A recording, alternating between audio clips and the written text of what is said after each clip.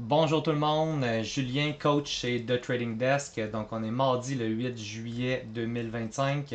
Je suis ici pour vous montrer mon trade d'aujourd'hui qui était NDRA. Donc, est apparu sur mon radar parce que c'est une compagnie pas tellement bonne qui a eu une augmentation, dans le fond, drastique durant la nuit, durant le pré-market. Donc, elle a eu une augmentation de 217% par rapport à son close de la veille. Quand on voit dans le fond ses cahiers d'entreprise, on voit que c'est pas nécessairement une bonne entreprise. Nécessairement, le cours de l'action ne reflète pas la valeur intrinsèque de l'entreprise. Donc, j'ai enclenché un short dessus. Donc, le fait de shorter, c'est de faire de l'argent quand le cours de l'action va descendre. Donc, je suis là pour décortiquer ça avec vous. Donc, premièrement, il y a eu l'ouverture qui s'est déroulée autour de 11 $, suivi d'une poussée d'environ 7%.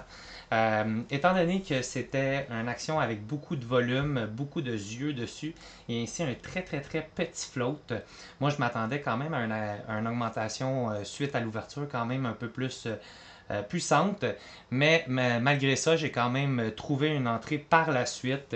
J'ai laissé dans le fond l'action faire ce qu'elle avait à faire.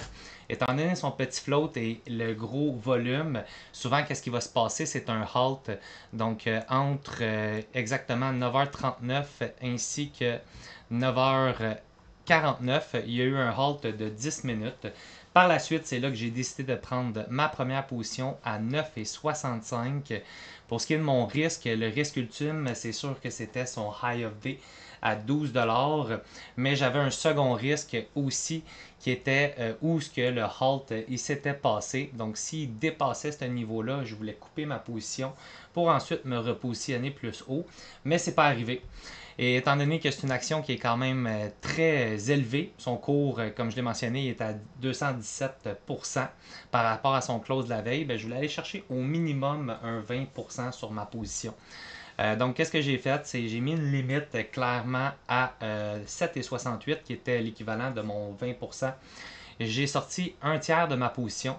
Pourquoi j'ai sorti seulement un tiers de ma position? C'est parce que euh, étant donné la hauteur que l'action elle avait puis qu'elle n'avait pas d'affaires dans ces niveaux-là, ben, je voulais voir une descente un petit peu plus drastique. J'avais l'intention de sortir un autre tiers de ma position dans les 30% et de clôturer ma position, donc le dernier tiers dans les 40%.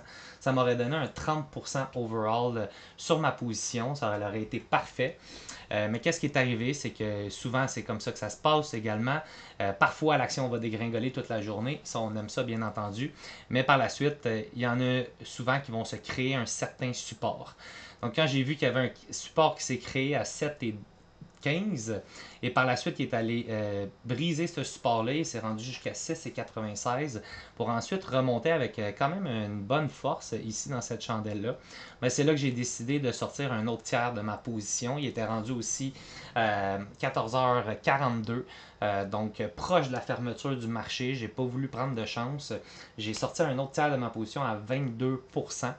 Et pour ce qui est du dernier tiers de ma position, ben, j'ai voulu voir où ce qui pouvait aller jusqu'à sa fermeture qui était à 4 heures. Finalement, il a continué sa remontée. Il est allé chercher sa VWAP qui était à 8,82 pour ensuite redescendre un peu. Et ma dernière sortie qui est juste ici, donc c'est une sortie qui est pile poil à 14 heures, qui était une sortie dans le fond dans les 12% de profit.